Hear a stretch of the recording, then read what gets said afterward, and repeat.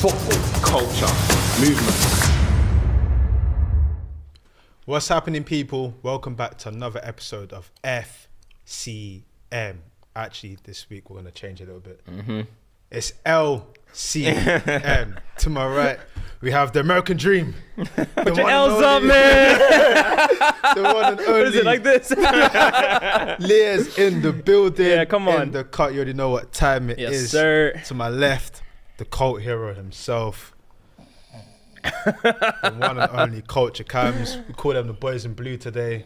And of course, in the middle, myself, the host of most, my Quadri. Of course, you're probably looking around and thinking there's someone missing here.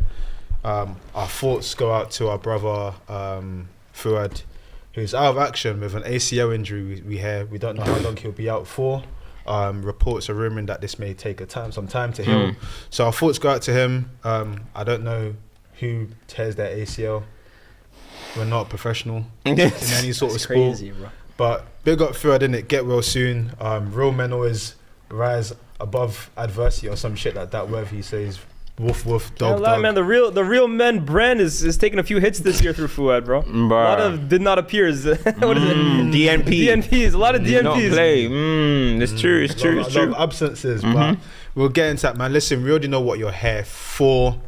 But before we go any further, make sure you like, make sure you share, make sure you subscribe. Algorithm. We're going to discuss a lot today. There's been change at the top of the league. We're in the home run of the season now.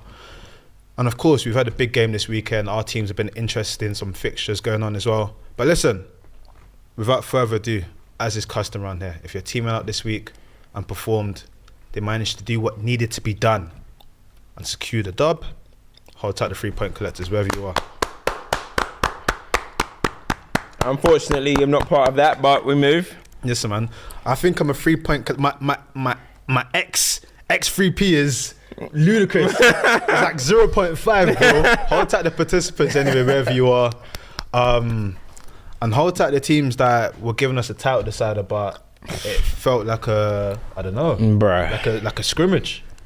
Poor. Like a training exercise. I mean, first things first, let's get straight into it. What are our thoughts on the game we just watched? For me, it looked like, you know when you're watching or you've ever been in training drills where it's attack versus defense and it's like you're just redoing the same phase of play. It just felt mundane, lethargic.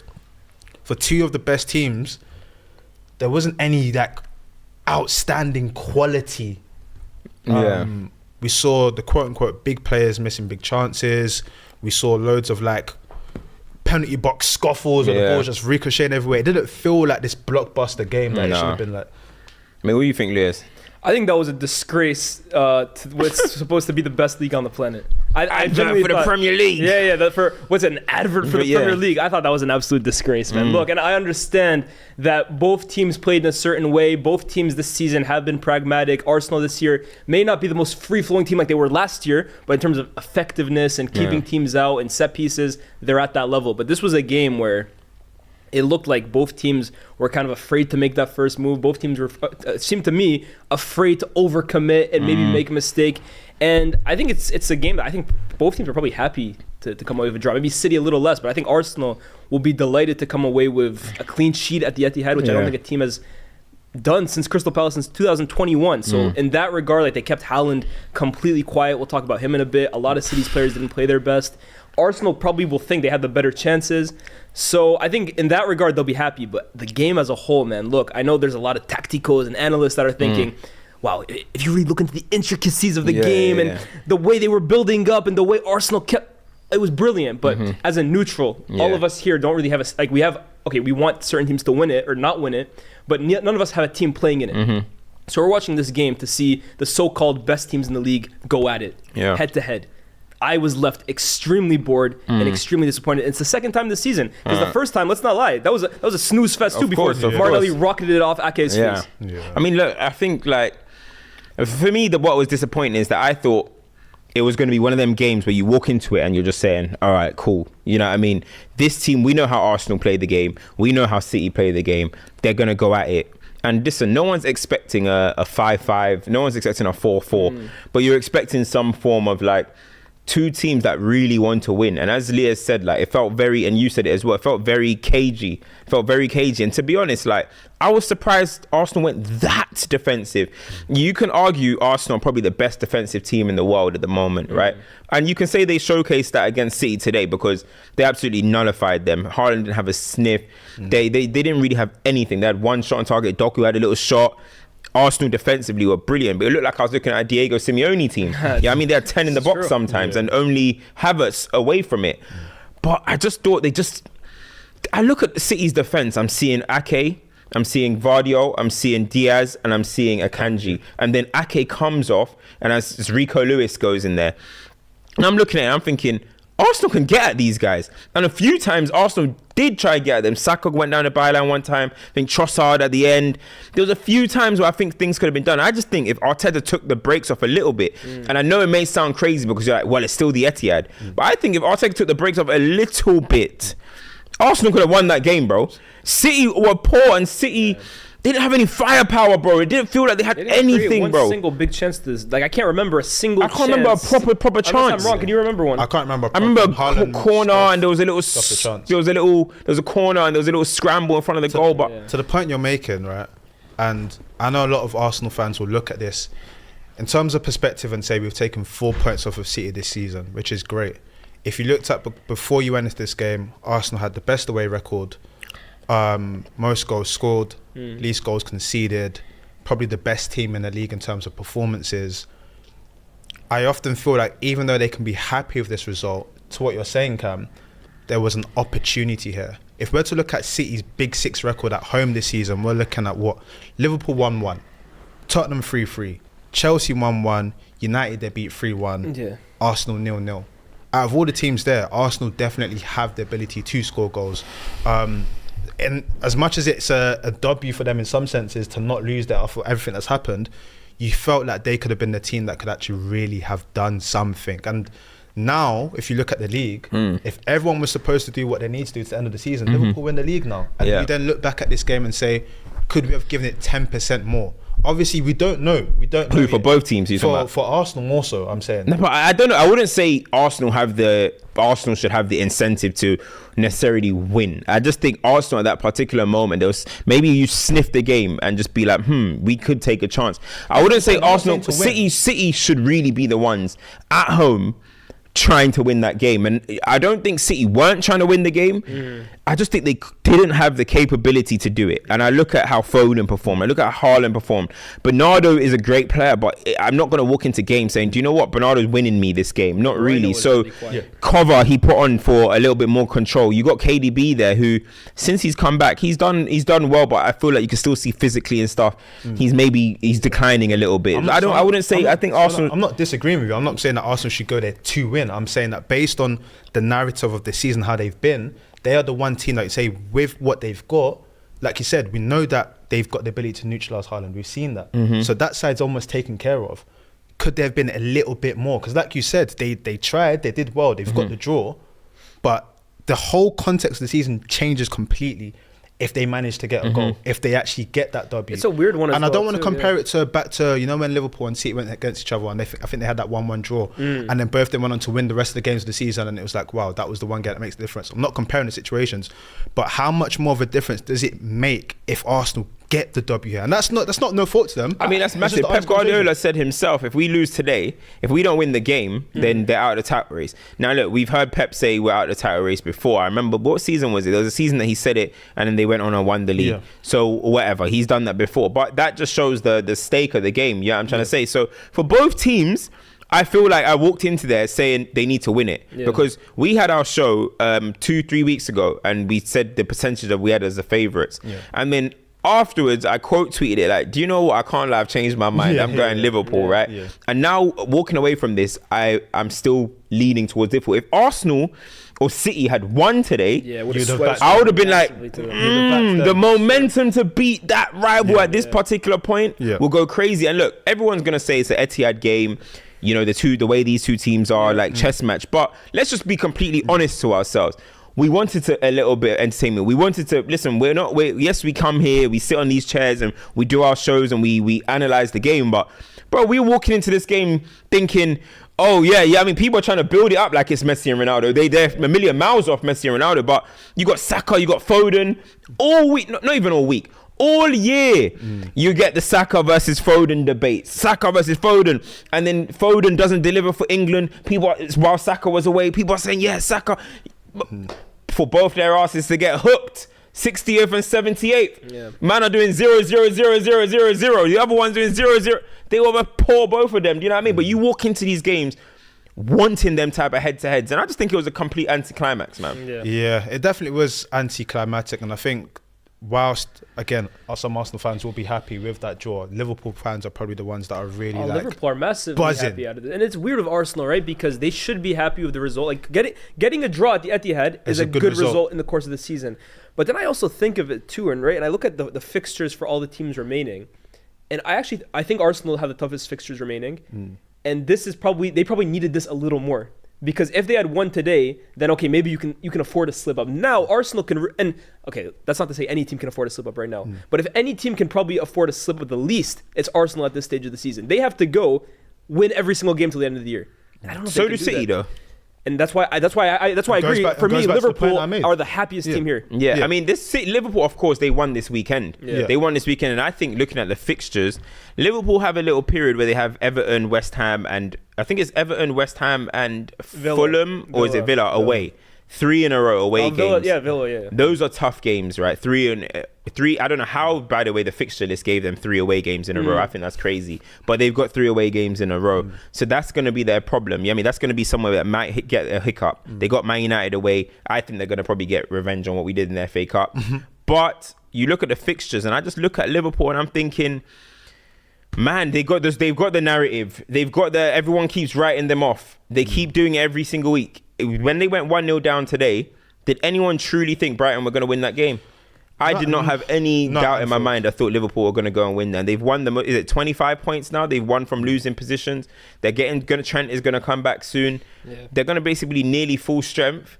I see Liverpool maybe pulling away with it. But I do think if you have to talk about somebody is happier for today, it'll be Arsenal. Arsenal will be the happier ones, and that's not because they're the inferior team. They're at the Etihad, where City haven't lost in a year. But like I said, 4 points off in the season, 4 points off Liverpool, 4 points off City. Like, you would take that before balls even kicked, and I'm sticking with that. I'm not saying it's a bad result for them. I'm just saying your blue sky thinking is, if we could get a win, like you said, the momentum it gives you. Now, as you mentioned, realistically, if they want to win the league, they have to now go to Old Trafford and win, which I'm not saying is against all odds, right? United are horrible, but you also look at the record there, not great. You have to go to Spurs, which, okay, you have a good record against Spurs, but Spurs will be doing everything they can, not just to make top 4, but to rain on your parade. That's for them, for me. And then they also have Champions League football midweek, which they haven't experienced for years now. That's a tough run to the end of the season for them. And that's where I think today could have really been like, okay, maybe we can afford to slip up one time down the line. Now, you can't mess up once. And not to be comparative, but again, I've seen City do the run. Yeah, I get it. I don't know. You know what? I'll speak about City now. I'll be honest. I don't know about this We're anymore. entering April, bro. Yeah. We're entering I don't know. April. It's like, when is it going to kick in? The thing is, like, we say, like, one thing that we often see when City have these title runs, where they go crazy, first and foremost, it usually happens around January, February. City go on a crazy run, and all of a sudden you've realised City have won 1 million games in a row, and you're like, okay, cool, the title's over. But then there's always a player. There's always 2-3 players that you're looking at, and they're like playing out of their mind. You know what I mean? They're playing out of their mind. They're going to drive them home. You know what I mean? I'm looking at City at the moment, and I'm just like, they're getting the result. But, I think, look, I keep saying the word champions respect, and I think that's what everyone's giving 100%. City. Oh, it's City. We just know they're eventually going to do it. You can't bet against City. Yes, everyone is giving them champions respect because they've done it before, because they got Pep Guardiola. But I do think if we are actually just trying to be honest with ourselves, and look, there's nothing wrong with being wrong. At the end of the season, they can win the league. But I think at this point, when we're looking at it, and you're looking at Liverpool, Arsenal, and City, I'm genuinely looking at City and thinking, you're the least inspiring. Thank you. You are the least inspiring of the three, and the it's stats crazy back to it say. up, man. The results back it up. You just named some of the results against the big six. So At to say home this as year, well. the only ones One they've win. beaten are the worst United team I can remember. They've struggled against Chelsea. They didn't beat Spurs. They didn't beat Liverpool either. If like you said, if we're really being objective and looking at City for what they are this year, and it's hard to do, but take everything you've seen from City in the last few years, this is the least inspiring City team we've seen since Pep came. And I think Roy Keane said that if they win it, he thinks this will be his. I think that's an exaggeration. He said if they win it, he thinks this will be Pep Guardiola's best win in England, right? I think that's an exaggeration, but he will be saying that because this is the least inspiring City at this stage of them being in a title race, And I think. it would be the fourth consecutive. You know, at the beginning of the season, everyone talks about the motivation and whatnot. You've mentioned that at this point in the season, there's always one player that stands up and drives it home. They haven't got it. So in terms of their narrative, it will be sort of unconventional for them to do like this. I don't But even think it's motivation though. I think it's mental fatigue as well too, bro. Doing what they've done now for 4 years in a row. And if we're being honest, it's even longer than that, but it's like 4 in a row now. yeah. It's taxing, man. Yeah. It is taxing. And this home run stretch, like, again, City have become synonymous in the past few years that the last 10, 15 games of the season when they lock in, having to do that over and over and over again. We've seen it with United. There's a reason we never did 4 in a row. Because that fourth year is the toughest. It's tough. Oh, I But think at the same time, sorry, bro. That's why I respect Arsenal, because the difference is last year, a lot of people are bringing back the graphic of where it will change last year and saying that they fell off, this and that and Now, everything. mentally, they're tough. Mentally, you have to give them respect because Of course. they've done better than they're in a better position than they were last year. And like I've said, if you look at all of the places where it could have gone wrong last year, 4 points against Liverpool, 4 points against City, they've set themselves up perfectly. You To be in can't this do running. much more. They're in the challenge. And the hardest bit now is the thing that we just said about City, finishing it off, finishing that last home straight. That is where they are now. And that's where your big players have to come to play. And that's where, to start off, to go back to the game, 2 players that we have to definitely discuss is their centre-back partnership. Once again, when you talk about, we always talk about there's A and B partnerships and whatnot. That is a solid partnership between Gabriel and Saliba. They complement each other to a T. They know what to do. They're physically imposing. They both can play football really well. And what they did on Haaland today has Haaland being labelled a League 2 player by Roy Keane. That is testament to how they perform. I spoke about it. How many weeks and weeks ago? I said, with those three, with Rice, with Saliba, with Gabriel, with them three, the Arsenal are going to go as far as them three take them. In my opinion, they are formidable. You also saw Rice breaking up a few counter attacks as well, right? But those two in particular, do you know why these two are so good? One, they're so athletic, both of them. They're aggressive. They're not afraid to get involved in duels. They actually front foot defend as well. That's the one thing I like about both of them. But the thing that I like about them as well is that, you know, sometimes you get a 1A or 1B, or you get an A and a B. They're both, in a way, you look at them and you say, who is the A in that team? I would probably say maybe because of his personality, it's probably Gabriel. Gabriel, I think, goes for the challenge a little bit more.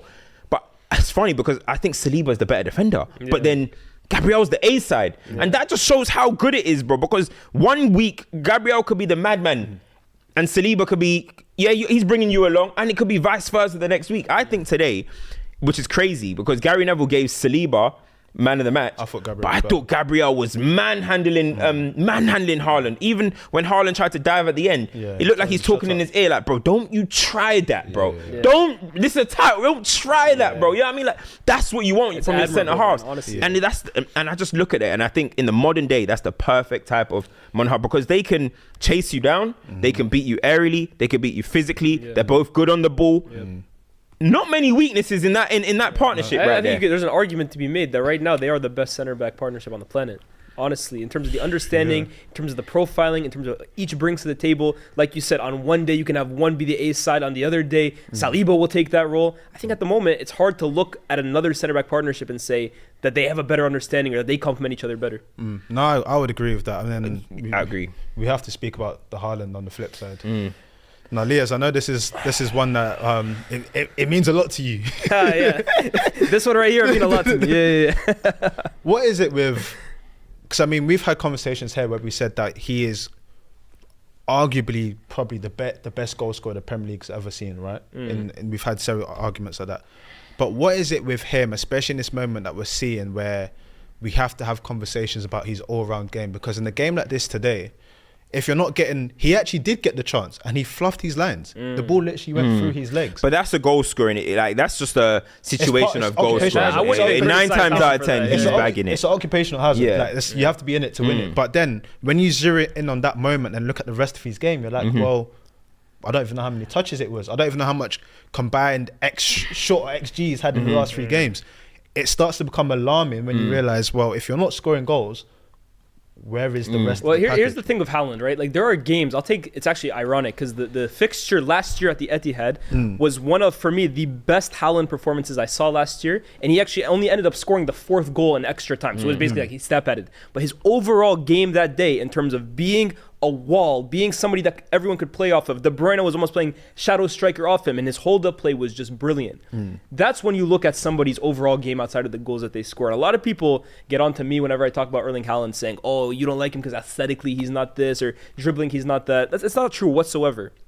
When it comes to forwards like that, you also have to look at the value that they bring in general. So his transition threat, his or like it's kind of cringe to say, but his aura, the gravity that he has, he literally drags defenders left and right based on like how devastating his movement is, his eye for goal. It's all top. But what Roy Keane said today, that his overall game is that of a League 2 player. Okay, maybe that's a bit of hyperbole, but he's not a million miles off the mark. And I think the thing is, most people agree with that. And I don't know why it's seen as sacrilegious to say that, because deep down, we all kind of agree with it, man. Haaland's overall game is not that of the level of an Mbappe, for example, or in the past, obviously Messi and Ronaldo, it's another stratosphere, but even the guy he was being compared to this week, Zlatan, Thierry Henry, his overall game can't chat to those guys. But when he's on it, he doesn't have to have that, because the value he brings is possibly the most devastating transition player. But when you have 2 center backs today that basically lock off that threat, and then also, I'll give him some credit as well too, the rest of his teammates really weren't giving him much to work with. You are kind of left with a player that at the end of the game you think, wow, we could have played with 10, it would have been no different. I'm gonna come to his defense a little bit, right? I'm gonna come to a little bit of his defense. I agree with what Liaz is saying. I understand what Liaz is saying, because look, nobody with their own eyes can say Haaland's overall game is amazing. But I do think it's better than what it was being shown. I do think no matter what, like the way City play is very slow. You're looking at Haaland, who's an explosive, athletic unit, yeah? I still think even though City, he can score 50 goals a season, there's still massive strengths in Haaland's game that he's not allowed to show at Man City. The slow, patient build-up where now the only thing he can do is touch the ball in the box to try and finish. We're going to look at it, because when they're not getting the perfect service, we're going to look at it and be like, what has Haaland done? But even at Dortmund sometimes, you used to see him sometimes get the ball towards the halfway line in a transition moment, push you off. We've seen when Haaland, even in the Prem, Big Brentford, who's linked to go everywhere. Get off me, bro. Get to the floor. We've seen Haaland be able to use his body. We've seen him be able to run left and run right. But at City, they build the game up slowly, that he ends up turning into like some 6'5" Pippo Inzaghi. And that's not what, I think he has more to offer. So I get what people are saying, but I genuinely think he's not still able to show everything he can do. So I'm going to defend him a little bit there. I'm not going to lie. I think that's what I think. Do you want to have it on this conversation? You see what you just said now? He's not able to show everything he can do. Yeah. How many City players can you say that for? But that's the thing, though. Bare of them. We sometimes say with Pep Guardiola, sometimes we feel it's either, hey, mate, do you want to have a style and entertain, or do you want to win stuff? You know what I mean? That's how it sometimes feels. We see it with Grealish, and people talk about Foden, and people talk about Riyad Mahrez. Even though they put up stats, they do these great things, but we're always like, but when they were at that club, or when they were that, they looked a little bit better. I think that's the case of Haaland. Haaland can score 50, but I still think he's now being reduced a little bit even more, man. Like he was getting the ball given to him, but do you know who Gabriel Saliba is, bro? He was getting the ball given to him and basically saying, make something out of nothing. You know what I mean? Yeah, like, I hear that. Didier Drogba, bro. But hold on. Here's the flip side. I get it. His best side of his game is in transition. But also, is it unfair for me to ask now Erling Haaland, who's 6'5", strong as an ox, huge, can you also work on your hold-up game as well, too? Because let's be honest, he has games where he's shown it. But in a game like this today, when that transition threat isn't there, is it unrealistic to ask that when the ball comes to your feet with Saliba behind you, you can't hold it up and bring others into play? Yeah, no. Well, all of a sudden now he's just like a robot that he can only play one way.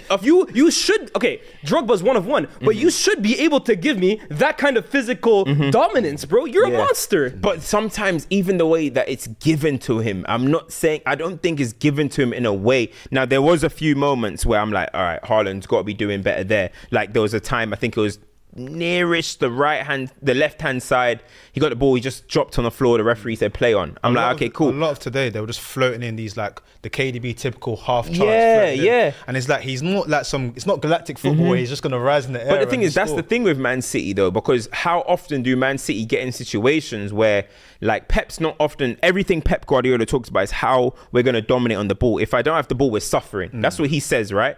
So Pep Guardiola never really sets himself up in a way where it's like, let Arsenal have the ball for a sec, and as soon as you get it, release Haaland. They don't really think like that. You know what I'm trying to say? So we don't get to see, we're looking at Haaland like, about half of his game is his speed, his athleticism. We don't get to see it enough, bro. And that's why I think we do talk about his overall game. I'm not saying he's Drogba level and whatever. He's not that level, and he can improve on it. But come on, man. It's starting to look like, what is he, just a tall Defoe? Or is he that's not how it should be, bro. That's insane. Bro. Before we go into Super Chats, I want to ask you guys a question here, just because this is interesting what you're saying about Haaland. Does Haaland look much better in the Liverpool team than he does in the City team? Haaland looks much more enjoyable. Haaland is much more enjoyable in a Liverpool team than it will be a City team. He's devastating and he's effective. He's much more effective in a Man City team. But out of pure devastation, the way Liverpool counter, Mo Salah this way, Luis Diaz this way, Haaland that way. I don't know if he is. Yo, I don't know that's prime time footy, mate. I don't know if he is more effective here than he would be in that kind of dream setup. If he's in that kind of dream setup, I think he's more effective. No, the only thing is because it'll make Salah probably turn more into more playmaking. It might. They might not be. I'm not you never Liverpool, know. but in a setup that is purely geared to playing in transition, where Erling Haaland is the focal point of that, get Haaland the ball in transition with space in behind, he'd be more effective there than he would here. It's just now you have the team around him. How do you get more effective? How do you get more effective than 55 goals? He might be able to score more than 55, bro. Haaland in the Nunes role. He might be able to do that. No, because it's hard, because you got to think Nunes is very unselfish, bro. Nunes does runs which allow Salah to get where he needs to get. Haaland will still need to be the focal. So you're going to have to affect Mo Salah's game for Haaland. That's what I'm saying. What about 17, 18 Centurions? You put Haaland in that team. Sané and Sterling on either side. Woo! He's more effective in that team than he is in this one, bro. I truly believe How many goals do you think he'll score? He might score 40. In the league, in the league, he might score 40. He should have last season. He missed that 20 big chances, bro. Hey, let's get into these Super Chats, man. That was a good conversation. Felipe H says, what have we done to the world? Look what we've done. From Haaland and Salah to Saka versus Foden mid-off. Klopp, please stay. These can't be the new rivalry. James Knight says, title decider, apparently. Both teams stunk out the place and neither top. Park Life Manager goes, this is why I rate Klopp. He always brings heat. These guys aren't understanding the tactical matchup when the Regista drops into the 3 and they build up in a 2-3. They're not getting it, bro. GP says 8 centre backs on the starting lineup. You don't understand. 8 centre backs and a double pivot. Mate, what's that, bro? Do the maths. Hey. They're playing how many defensive players do we have on the pitch? I tweeted, I said, What? at least when Conte had 3 centre backs in the pitch, the wing backs were going crazy. Bro. You having some entertainment. Victor Moses ball, bro.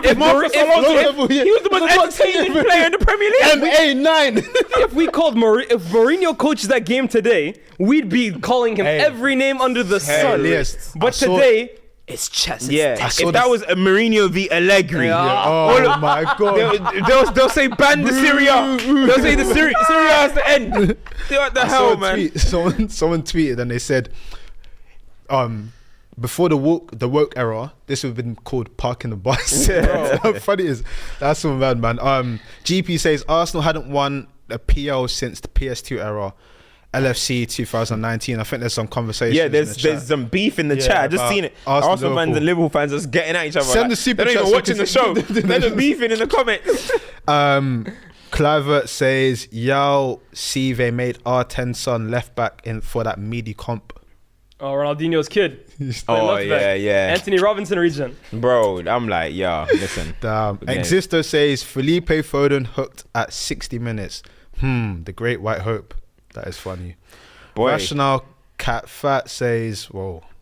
If City win, what do we say about Liverpool and Arsenal? I mean, I truly think that if City win the league this would be very, very disappointed with themselves, bro. Now, even though I start of the season, we thought Liverpool will be in top 4 or whatever. We didn't expect this, but once you're there, you would want to get the job done. Things change as the season goes along. I truly think that if they don't win this title, Liverpool or Arsenal, and they just look at it and be like, we really let this City win it again. I think they'll be massively disappointed, because you look at the ones that Liverpool have lost to City. Incredible City teams, most of the 90% of the time. You look at the one that Arsenal lost, which I think Arsenal lost that title. City didn't win it, but they lost it. Still a treble winner. In the history books, it's going to say City won a treble that year. This year, I do think they'll be massively disappointed. Even though City are in every competition, but that's the strength. That's Pep Guardiola. But I just think they ain't the vintage City. Yeah, I think it's a massive opportunity for Arsenal and Liverpool. Liverpool especially, because the collapse last year. This is a massive opportunity. I think they'll be devastated. They could all be here next year, but I think Arsenal, honestly, I still believe that next year they'll be here. Liverpool this year, they have to look at it as like all in. We waiting for that Moyes season, boy. Liverpool fans, we waiting. Oh my gosh. We waiting. David Amorim. Boy, we're waiting for that Moisey season. Marlon Blade says, Klopp, you can call me fat and out of shape every day if you stay and save us from sufferable. Jose versus Benitez is back. Give Klopp the Prem as a gift. Mazinho Jr. says, it's easy to say you expected AFC to go for it. Many have said we were more threatening and fluid last season, but look at the difference in results. It's easy to say. I feel like, in a game like this, but I think Arsenal had more points last season than they did this season at this stage. I don't know. I think they did. I'm not 100% sure where they were exactly. They were top last season at this stage. But how many points was it? I think they had 70-something points at last season at this stage. Arsenal were crazy last year. I understand what he's trying to say. This year's team is better equipped, if you will, to play in knockout football in Europe. Definitely. And also go up against the big teams like this, because when you have the defensive base, that's half the job done already.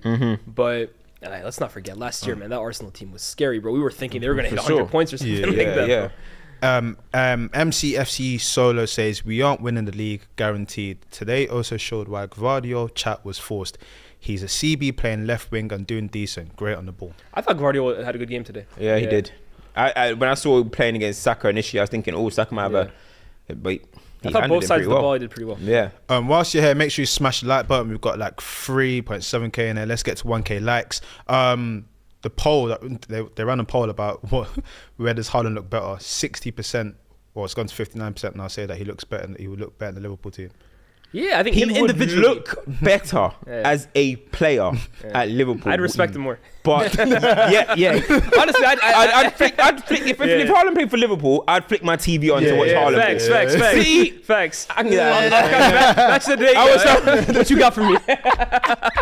What's the one Sky Sports, the highlights where it's in 5 minutes? It's true, bro. It's facts, and everyone believes it deep down. But no one wants to say it. Yeah. That's the truth. Let's speak on Liverpool though. There's a player that I want us to speak on, because I think all of us actually tweeted about him today. McAllister. Mac 10. Baller. 35 million. That's gonna go down. We're gonna look back at that in 10 years as one of the bargains of signings, bro. Like how you look at Vincent Kompany's and Kante and all these type of people. I think that's gonna fall into that, bro, because McAllister is a player, and I look at him, bro, and he just gives me that Gundogan vibes, bro. He gives me that Gundogan, and I look at it and I'm like, Pep was in the summer looking for a new Gundogan, and McAllister went to the rivals for that cheap. That would have been an unbelievable signing for a Man City. But Liverpool have him, and in a way, he's changed the way you look at Liverpool. He's added that bit of Liverpool can play a little bit slow. When I was watching the game with Lies, and there was a moment, and it's right before Salah scored, I said, this doesn't really kind of this isn't like the suit Liverpool too much, but then he just slips one into Salah. That's the difference now. Whereas when you looked at it, when they had Hendo and Ginny and it was rock and roll and stuff, but he's now been able to just be like, I'm gonna calm it down. And he's not a 6, but he can fill in that role. He can play 8, he can play 10, just like a Gundogan, bro. And his intelligence Bro, and I said it, I tweeted it. I think he's a top 5 centre midfielder in the Premier League now. The top 5 in his position. He's different. It's crazy because when he was playing in that 6, you know, some people were looking at reasons to try and point things in his game and everything. But one thing you can't take with him, he's been competent. He's been ever present. He's stood up for this team at constant points in the season. Obviously, Endo's come in. He's kind of secured that role. But you're looking at someone that's getting assists. You're looking at someone that's got key goals this year. Liverpool have transitioned from having an engine room to having football in there. And one thing people seem to forget, there was a time where Klopp looked for this, and he looked for it in Thiago. Thiago was his chance to transition away from it. Keita, but who would flop to the signing. Thiago was it. They had it for a little bit. I haven't seen that guy since God knows. It's true. He now spent 35 million on this guy, and he does it at this level. First season there. Think about the money that was spent on his fellow countryman to go to Chelsea. Think about the money that was spent on his fellow teammate that went to Chelsea. Think about the Lavia signing for what he went for, and he's not played this season. Think about just how much it cost to buy a top level centre mid. We spent 70 million on Casemiro. We brought in Amrabat on loan, Mason Mount, the situation, he's been away. You just look at that centre mid market. Obviously, City were going for Paqueta, didn't happen. Arsenal as well too. They bought Havertz. He's become a striker. You look at it, there's not many midfielders that there was a market for midfielders, and Liverpool looked like they won there with that signing. Whilst you know what I mean? And obviously there's Declan Rice as well, but that's £100 million. You know what I mean? 35 million. And they got in there early, man. I think he's just evidence that at this level, having a good technical base and a good footballing IQ can already put you at levels that other guys can't even touch. Like, you're already at a good level right there. And then you add a McAllister, who at this point I think is just like feeling himself so much, man. You're seeing the flicks now. You're seeing the drives. His understanding of Salah as well on that right-hand side is really developing well. And I think him as well, I spoke to Trent earlier in the season, and like people were trying to insinuate that Trent was trying to throw digs at Henderson a little, the way he was talking about these new midfielders. But I think for players like Salah, for players like Trent as well too, playing with this style of midfielder, I'm not trying to like limit Henderson and Gini to like shin kickers or like rock and roll guys, but playing with this class and this ilk of footballers also elevates their level as well too. You're now more comfortable playing it with them, making a 1-2 of them, letting them have a bit more responsibility on the ball. And I think his inclusion, to a lesser extent, the other two guys that they bought, they've done their roles to different extents, but him in particular has really reshaped the way we look at Liverpool now. I think, and honestly, like I think he's allowing people to kind of just over Szoboszlai. You know what I mean? Because when they both signed, Szoboszlai signed for more money, by the way. And I was seeing people were talking about Szoboszlai is going to be the one with his attributes, the way he's long shots, he could be like the new Gerrard type vibe. And then McAllister's the one that he's just kind of holding it down, bro. Like, he's just holding it down. Szoboszlai can, with McAllister playing like this, you can find your feet in the league. You can find your way. You can get your performances eventually. But I'm going to hold it back. Gravenberch as well, he's not really contributed either. You've got McAllister in there. You've got Endo, of course. And them two are really the ones that are steadying the ship in the middle, man. You got to massively respect what he's doing. And if you're looking at signing of the summer, you're talking about Cole Palmer, you're talking about Declan Rice, you're talking about McAllister. I think, am I missing anyone? I think those are probably signings of the season. Yeah, I think those top three. You'll be looking Kudus as well too is up there. Kudus, yes, very good shout. That'll be there, definitely. Good shout. It's crazy though, because ultimately now Liverpool are in the driving seat now. You would say they have the favourable fixtures, they're top of the league, and they should be getting some of their injured players back. If Liverpool were to win this league, like what would Klopp's sort of legacy Premier League wise look like? Because that would be 2 Prems. It will be sort of in this sort of blue moon era. He managed to take 2 away. Would it change significantly how he's looked at in the UK? I don't think it will change significantly. I think it'll aid, it'll boost it, but I don't think it will. How do you see Klopp now? You see him as a potential top 5 manager to manage in the Premier League. You compare him with the Wengers. You compare him. Some people might compare him with the Jose's in this Premier League. I mean, that's where I think he would be around there. You know what I mean? He'll be around Jose. He'll be around Wenger. He's not going to be Fergie. He's not going to be Pep. But I think you'll be looking at him in a similar way that you look at him now. You know what I'm saying? He'll do his legacy nice. It's going to be good for his story and stuff. And you can imagine how much Liverpool are going to push that, because final one, you know what I mean? That is going to be incredible. For them, it'll be incredible. But I think Klopp's legacy's already started to be set in stone. In a way, too, Klopp's legacy might actually be aided in what happens next year. Whereas if he wins the league this year and then next year what happens, like Fergie's reputation goes up every single year that United don't win the league. So in a way, Klopp's reputation might even improve down the line. Away, That's what I'm saying. It might end up that way. But if you ask me, his reputation or his legacy, the way he's remembered, for me, I'll remember him as somebody who did it his own way in a way that in a era where everyone's trying to copy Pep, he did it his own way. That's one way. And B, I feel like he's been, by myself included, written off so many times at certain points in his Liverpool career, and he's always found a way of making sure Liverpool the next season are back in the fold. Whether it's tweaking something or bringing another guy, he's always making sure, hey, you can't forget about me. So because remember, there was a time just last season when everybody was like, he's finished. Pep Linders has destroyed this club and like everything. You remember, like it was doom and gloom, and for him to come and do this obviously the manner in which he won that 1920 title was. Man said 26 wins in 27 games before COVID. Everyone tries to say COVID. They won 26 out of 27 before COVID. But that was incredible.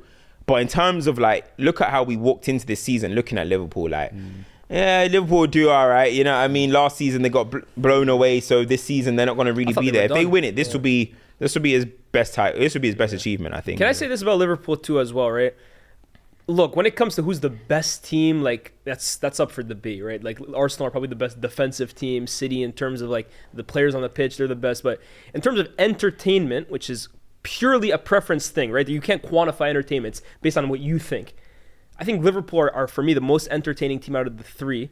And it's sad to say this as a United fan, right? Because look, I'm going to preface this by saying I don't want Liverpool to win the league. Out of the three, they're the last team I want to win the league, but purely for tribalistic reasons. If I was a neutral sitting here today with no stake at all, I didn't support United, let's say I support Luton or something like that, and I'm looking at these three, Liverpool would probably be the team I'd want to see win the league. Because the way they play, they're the team, like you said, you want to go turn on your TV to watch them. There's jeopardy in their game. There's energy in their game. There's fearlessness in their game. They have players like Diaz, who's not even in the best form of his life, but he's constantly going. Salah is pulling out moments of magic. Like, they're must-watch TV at the moment, bro. So they might not be as, like, all season we've been comparing to Arsenal. Is it sustainable or whatever? It may not be as, like, tactically acute as Arsenal. But in terms of must-watch TV, that's Liverpool right now in this league. Yeah, no, I hear it. There's been a lot of chat in the chat here. They're saying that they're waiting for the United and Chelsea licks. So we're going to have to get to that. We can't dodge it. Before we do that, James Knight sends a super chat in and says, if City draw Arsenal in the Champions League, it's wraps for them both. Liverpool win from there. Well, they would have to get past who they need to get past first, but that would be interesting. If they just get to the Champions League, it was that league done for Liverpool, then just free reign to do it. That's mad. Do we all still have the same title winners then? You have Liverpool. Yeah, if you had to do your percentages now, how would you change it now? Percentage time. I'll go Liverpool 40. Arsenal. Oh, wait. Liverpool 40. Yeah, I'm going to do 40, 30, 30 again. Liverpool 40, Arsenal 30, City 30. I'm going to go Liverpool 45. What is it? City 35, Arsenal 25. I think that adds up to 100. 25, man said carry the one. Yeah, I might be. I think you went a bit over. Yeah. You guys know what I mean, though. United. United. Negative 15%. Liverpool have the best chance. City second, and then Arsenal are a bit behind. I think the fixtures. That's horrible math for me, bro. I think I agree with yours. I think Arsenal and City. I think Liverpool just have the ascendancy now. The easier running, players coming back. I think the reason why I think 45, City 35, Arsenal 20. There you go. You know what I think? Yeah, like I'm looking at they all got Spurs in a row. I feel like Spurs, if they're going to stain anyone, I just feel like it might be Man City. I don't know why. Liverpool have got them at home. I think Liverpool are going to deal with them. I think Arsenal are going to deal with City.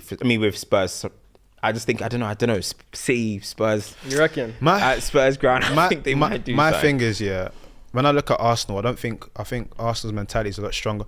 The point you made was really interesting. I feel you're right. I feel that Arsenal. I think that Arsenal can go again next year. I think they've got a nice core that will continue building, but I feel like they're hungry to do it this year.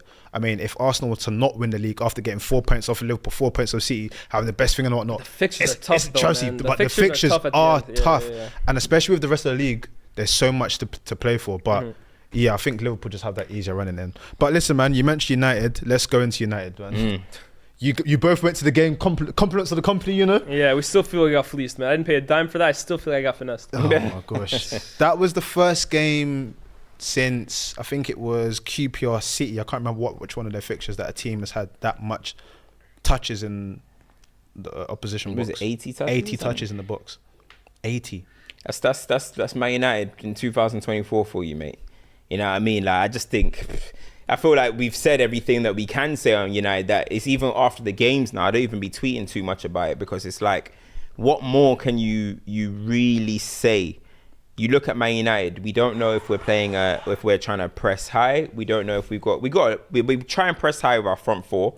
Barely, by the way. We don't press aggressively. It's like a light jog. And then we've got our low block. So then you just have this middle parting. It's like flipping part the Red Sea. It's just the middle parting of absolute nothing. And all these teams have to do, all this Flecken was doing, just clipping the ball over the top to either their right back or their left back. And on you go. You're just free to attack our defense. And that's why now you're starting to see Onana make more saves and stuff, because we're just starting to get peppered these days. Do you know what I'm trying to say? And that is down to Ten Hag's setup. Defensively, the way we play makes no sense. Build-up wise, I watched it with my own eyes, and I wish somebody made a compilation of it, of Manchester United from goal kicks. We'll have Varane randomly stand next to Onana. He would pass it to Onana. Onana will just punt it long straight to a Brentford player. Every single time. I promise you, Maze. Every single time. I don't know if it's like we do things, yeah, just to say we're doing it. Like, Dallo, invert, please, just so we look like an inverted team that invert. It's so true. Onana, you receive the second pass, so it looks like we play out from the back. Haaland, you just jog next to that guy, so it looks like we press. We don't have a clue what we're doing, bro. You look at Arsenal, you look at City, you look at Liverpool. They know what they're doing. You look at Brighton, you look at these teams. Even Chelsea are better coached than Manchester United, I promise you. In terms of actual coaching, they are better coached than us. We just have more players that know how to maybe win a game at our club at the moment than you guys. But Manchester United are probably, you can argue, the worst coached team in the league at the moment. I think it's not even... You can argue we are the worst coach. You look at the statistics, you look at where our expected points is meant to be, our XG, our conceded XG. We are one of the worst teams in the Prem. It's unbelievable, bro. 40 goals, 40 conceded. 0 goal difference. Like, I feel like I've been saying this for a long time. For like 2 months. But it's the reality. We are one of the worst coached teams, but that's that. Like, how bad we are coach-wise. But player-wise, which I always talk about, we're so off it as well. And that's why I say Sir Jim has the easiest, for me, job in the world. All you have to be, this guy's not good enough. You're not good enough. You are not good enough as a manager. You are not good enough. I think it's easy because it's simple to see. When you look at how they were talking about how Arsenal had the athletes that could have compared to Man City that they didn't have last season. Simple. Look at Man United's athletes. We ain't got no athletes. Our centre-back is 5'7". Arsenal have men. Big, strong men. And we're turning up with 5'7" centre-backs. And I think I like them. We need more players that are that level on the ball. But as a centre-back, you're not it, mate. You know what I'm trying to say? It's the reality of the situation. You're looking at Bruno Fernandes. The guy can't run. He's one of the worst runners in the league. I praise his durability. It's amazing. But as a runner, he can't run, bro. He can't compete. He can't compete with these guys. They walk past and they push you to the floor. Kobe Mainu. McTominay, you look at him, you think he doesn't use it well enough. Yeah. We're so far off, and that's just athletically. On the ball, technically, we are way below the standard, bro. Way below the standard. Honestly, I was looking at it, 1, 2, 3 passes. We couldn't string it. Bruno, as soon as he gets it, hoof. Casemiro, we did 2 passes. Thank God, Anthony, and I can't remember who it is, maybe Dallo. Casemiro said, what? We've done 2 passes. That's too much for me, mate. Long ball. straight to Nathan Collins, bro. It's unbelievable. We're just way off it as a team, as a club, and Ineos have a massive job to do. And I think it's an easy job. I think so too, man. Honestly, and just to kind of, because I can't really say much more than what Cam has already said, right? I was sitting with Cam, and I just kept looking to him over and over. And what are we doing, bro? Like, we real life ate 31 shots to Brentford, bro. I actually had to repeat that number in my head a few times. 31 shots to Brentford. That game, no joke, could have been 6-0. And the most disturbing bit of it all, and again, I told Cam this, I'm looking at them, and Brentford keep peppering them. They had corners 6 in a row, and we're barely getting out of there. And then Onana's getting the ball to his goal kick. I'm looking at Lindelof. I'm looking at McTominay. None of them look asked, bro. They look like, let's go again. They don't look bothered, man. It's blowing my mind, right? I know people, especially they hate saying, focus on the tactics and focus analytically. Don't question their character or whatever. I try not to do that, but I'm seriously looking at a lot of these guys, and they don't look bothered, bro. There's no conviction in any side of the game that they do, whether it's defensively, whether it's physically, whether it's technically. They look like they're just collecting a wage out there, bro. I don't even think it's a situation anymore where the players, it's not a thing where I don't think they care. I don't want to say the players don't care. I think the players are genuinely hopeless, bro, in terms of hopeless. They have no idea what to do out there. They have it's now just like, another. It's like when you just roll out of bed and do something. This rolling out of bed and just saying, this is how we know the game is good. We're going to get peppered. But maybe Rashford or maybe someone might just nick a winner. I think we genuinely somebody hopeless. to just kind of be there and be like, hey, guys, let's raise the level. That's meant to be Bruno Fernandes. But no one does that, bro. It's like everyone just head goes down. It's like, take the goal kick. Let's boot it up to there. We know it's going to lose it. We'll go through the same cycle again. No one's annoyed at that. And every single time Manchester United, and I said it, every single time Manchester United win a game, we walk away feeling like we've just won a cup final. Because we've been under pressure so much. When Mount scored, I was like, I was gonna cry, bro. It's Brentford away, bro. I was gonna cry. I thought I won the Champions League again, bro. Even Mel, Miskin, man, he's going, Mount, 2 minutes we couldn't get him to enjoy his goal. Like, honestly, every single game is a dogfight. And listen, the reason why I'm all for change, listen, I've seen Man United win an FA Cup under LVG. We knew the football wasn't good enough. We knew the results ain't good enough. We knew it was uninspiring. We got rid of him.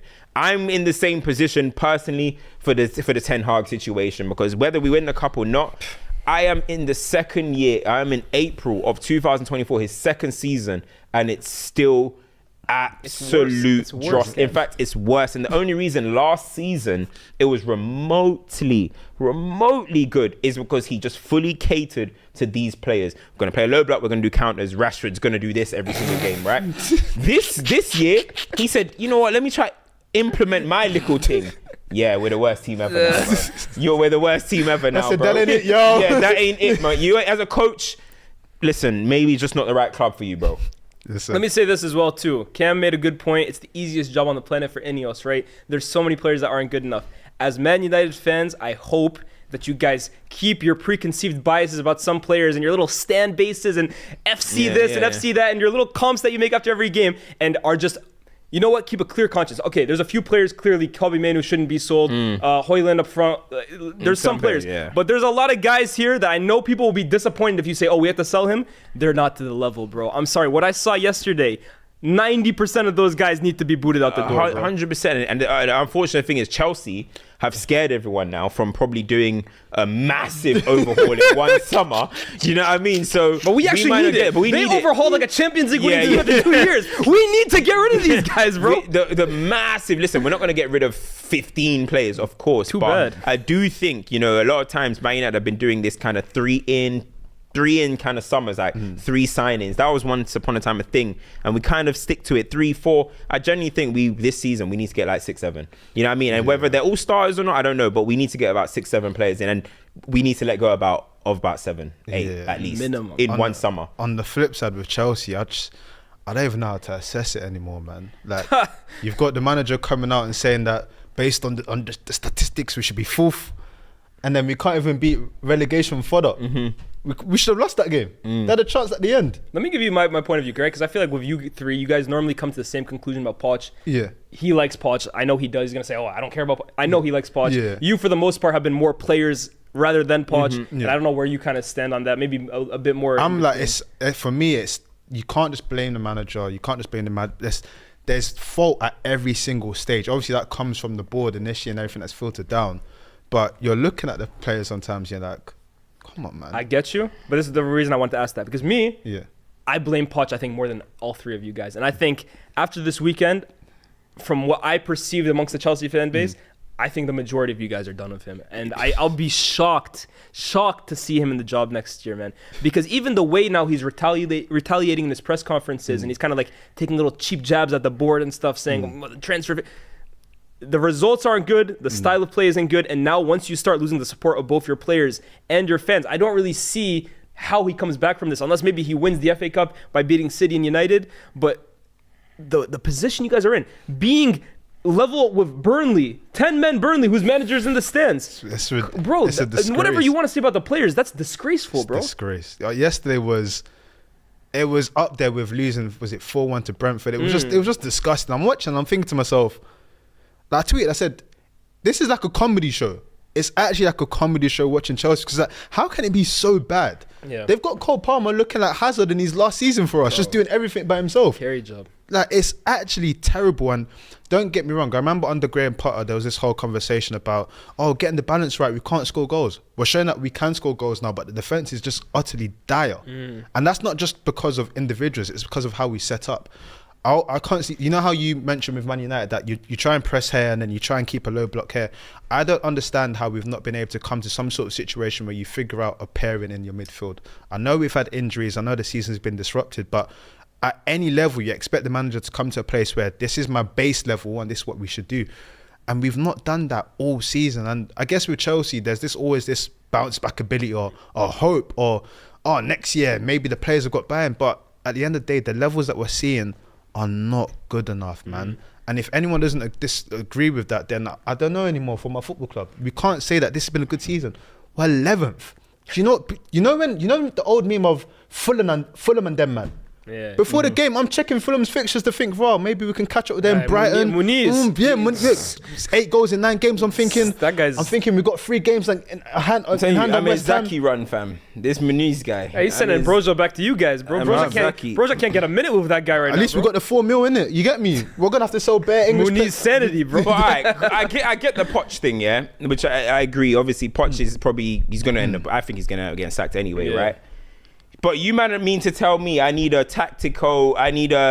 genius in charge to beat Burnley 10 men at home? No. Is that the case? So when are we going to talk about these players? That's what I'm saying. You guys talk about them every week. That's but I'm just saying. Every week we hear about the same players. But For it's me, the same thing. The manager still has to be able to put out a game plan to beat 10 men Burnley, bro. Do you? Yes. I think you can roll out of bed 10 men if you're proper players like you guys say they are to beat a Burnley at home. They fell out of bed. At home. They didn't roll out of bed. At home, 10 men. How much do you need? With no Company's not even there. How much do you need? manager. I just think, look, sometimes yes, the players, the coaching is not good enough. We've never been big Poch fans anyway, right? But I just still think in moments like that, how can I not look towards you? I saw Raheem Sterling come on, miss a glaring chance again. Got the system, missed the glaring chance. Missed the glaring chance again. Yeah. I saw Nico Jackson miss 2-3 chances again. Oh, do these guys not get no? I'll tell you what was interesting. Cole Palmer came out and he mentioned that it's not the level. And I've always said that he's someone that takes responsibility. You can tell that he comes from a place where he prides himself. I know when Tim Sherwood made his comments, you were like, yes, real journalism, yes, we need this. Tell him how I feel about Roy Keane right now. Yeah, real journalism. Tim Sherwood, bruv. I think we're gonna get to a place where we have to have conversations on how this money has been invested in this in the players, because there's one thing about the market value and the price they were bought out, but it's another thing about what they're able to bring on the pitch. Yeah. And Cole Palmer, 40 million, he's proved his weight in gold already. There's a lot of players that have not. Me and Cam actually were looking at this guy tweeted basically the current Chelsea squad, how much they were bought for, and what they'll be worth. He inferenced what they would be worth now. Yeah.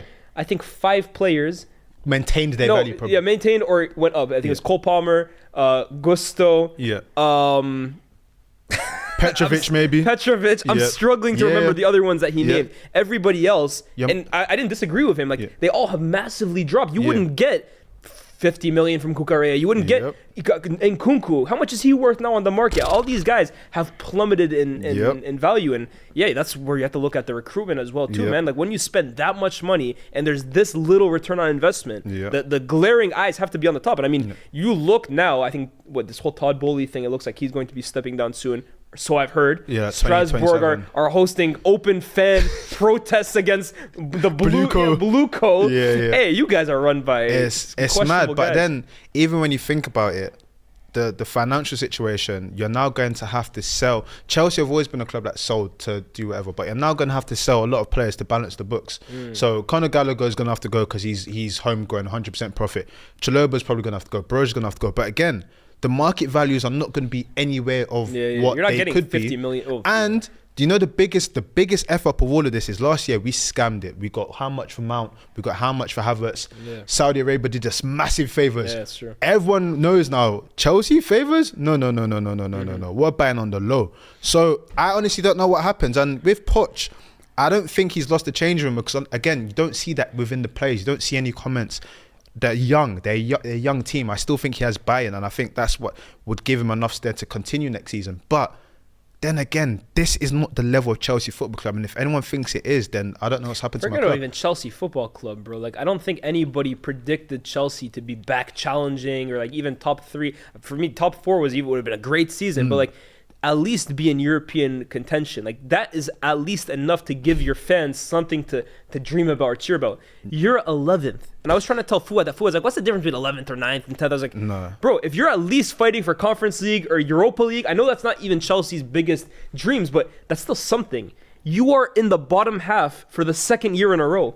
Lias, I have to wait to see my team's name on the thing. It's like the top 10, and then it scrolls. But I see my team. It's incredible to me. Like, obviously, Chelsea fans, they understand the severity of it. But sometimes I talk to Fuad about it. I'm like, is it normal to you that you're seeing Chelsea in the bottom half 2 years in a row? It's insane. There's not been any bounce back. There's not been any sort of. I can't remember the last time we were flowing in and around those numbers. Like we've not been there, and that's disgraceful. It's not what it should be. So that's that on that, man. I think the game on Thursday between United and Chelsea is either going to be one of the most entertaining random games, or it's going to be a stink fest. Probably going to be fun. I don't let Amrabat run your midfield out of town again, though. Aye. Huh? Yo. Don't let Amrabat run Caicedo's pockets again, bro. Hey. Well, don't just say Caicedo, bro. Say the other you as well, bro. Don't let him run Caicedo's pockets.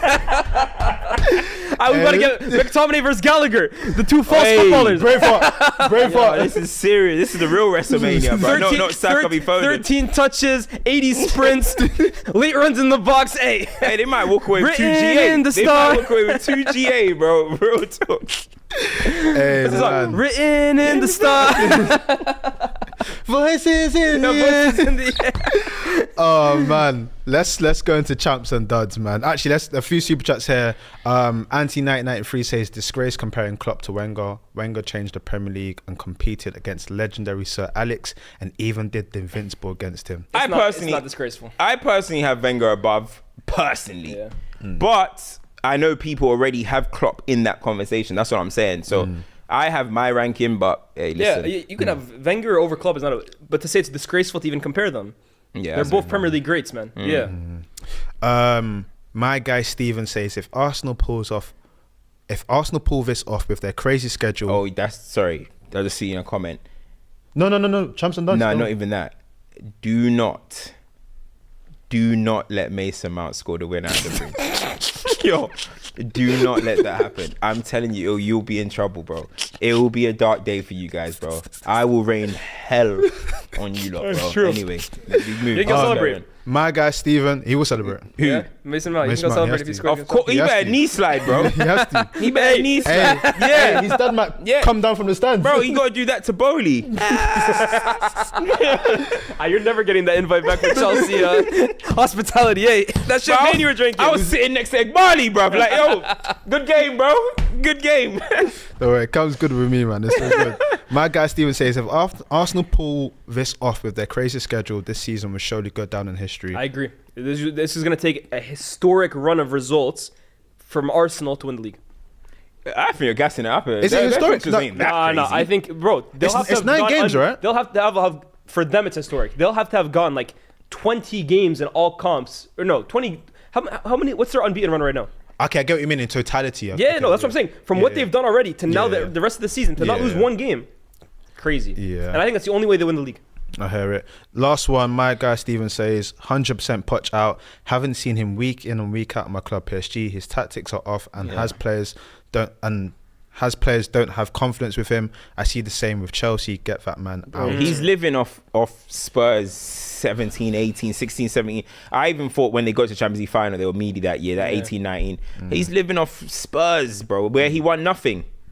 He's just okay. It's uncomfortable. Should we go champs and duds? Yeah. Cool. Let us know in the comments your champs and duds. I'll read some out. My dud for this week. Bayern Munich. Ha. Why just Bayern? Just sit. Thomas Tuchel. Okay. Oh, okay. Who else? Huh? Harry Kane. Yeah, thank you. Harry Kane. Here's applause. For this duddery. This is a new level of duddery. Now, you know how incredible this duddery is? Is it since He's actually changed the course of time and space. Kingsley Coman's run of basically immortality in club football has come to an end because of Harry Kane. You know that expression, Kim? When an unstoppable force An immovable meets object. an immovable object. That's Harry Kane's trophyless run with Kingsley Coman's trophy run, bro. And they've just collided and Kane's won. So, hey, Kane, man. You might be a champ, actually. Amazing duddery. That's the first time Dortmund have won since 2014 away. Oh, man. Bro, you know what I just clocked this and they got booked. You know what I clocked this weekend too? I knew obviously never. They call them Leverkusen. Like their luck or rather lack thereof is historic. Yeah. But I didn't know Leverkusen has never won the league. Yeah. Leverkusen has never won the Bundesliga. Harry Kane stepped foot in the country, and they're going to win it. Coman has won the league 11 seasons in a row until Harry Kane. I'm saying, like, at this point, it's not duddery. This is champ shit, bro. Listen, I spoke about it and I said it and I've bookmarked it, by the way. So if any of you guys are in the bookmarks about when I spoke about hypotheticals and Kane, which I didn't even blame him for, I just said, watch how the narrative is going to be on Harry Kane now that he hasn't got a hypothetical, and if they don't win, 489 quotes, 2.6 million views. When Bayern go out of the Champions League, you people are in trouble. Are you having a meal? Listen, I am going to dedicate 3 hours to that. To every quote tweet that tried to cook me, you are in trouble, bro. Yeah. You are in trouble. Facts. This whole time I'm just gonna be him quoting. That is elite duddery, man. Honestly, like, yeah, this is just shambles. Thomas Tuchel, I hate it have to be you, man. You guys got any duds that you want to shout out? I've got another one, sorry. West Ham. Oh my days. West Ham are duds. I have to give Calvin Phillips is a dud, bro. He's a dud on the champ. No, he's a dud in general, bro. He's a dud on the Wait, you're gonna say he's a champ for flipping off the fence? Yo, you're a grown man. Keep your composure, bro. They just saw their team go up 3-1 against the 10-man team. You came on and lost 4-3. They can boo you all you want, bro. I can't lie. Flipping off the fence like that. You've been awful since you came, bro. Awful. Yeah. That's not a champ for me, bro. Yeah. No, Calvin Phillips is a good dud. Sheffield. Good dude. Sheffield United. Yeah, he was a good dude. Sheffield United's a dud as well. From 4-1 to 3-3. From 4-1 to 3-3. Yeah. When did they go 4-1? 4-1 to 3-3. Yeah, because they had like a wasn't this okay. Yeah. I was gonna say, wow, they're done. Yeah. Changed the law of football. And then they went to 3-3 against Fulham. Those would be my duds. I'm trying to think of any more. No, those are my duds. I don't really have many this week. My duds, Eric Ten Hag allowing 31 shots to Brentford. That's incredible duddery. Yeah, that's mad. My champ is the ball boy from Newcastle. He changed the course of that game by himself. Harvey Barnes has got to get one for what he did. Champ. Trying to get that plane ticket. You know. Barnes, That's what we do, man. Look, the stocks were hurting a little this year, man. It's been a tough adaptation period, but Barnes now though high, we back in business, man. Yeah, and I think, you know what? I think Fuad tried to shut him, but we've got to give Rodrigo Muniz. That's 8 goals in nine Premier League games now. 1 assist. Bicycle kick for the equaliser. You've got to respect where it's due, man. Now, 100%. I think what he's doing this year, bro. Like, this is like what's that movie? Like the kid at Newcastle. Goal.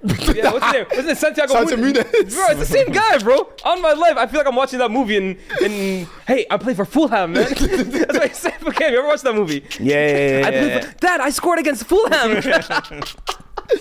Oh man, we've got someone said the champ is The Rock. He's restoring the feeling, boy. He's taking it back to wait, I'll be locked in. I have duds, by the way. Go on. Juventus 1 win in their last 9. Completely fell off the rails, bro. Yeah, we ain't heard Allegri from you, bro. Don't worry, bruv. Yeah, don't there's worry. nothing to Don't worry worry. about. Now people care about the There's Serie A. there's nothing to worry about. Now, listen, I've moved on to Inzaghi.